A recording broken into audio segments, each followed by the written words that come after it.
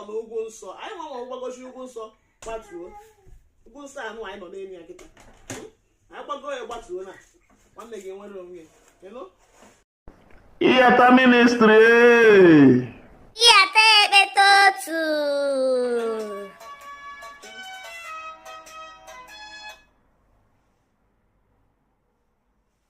Hello, God bless you.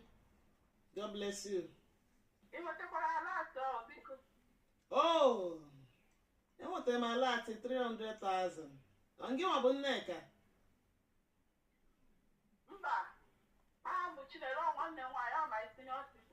Okay, that's fine. God bless you. I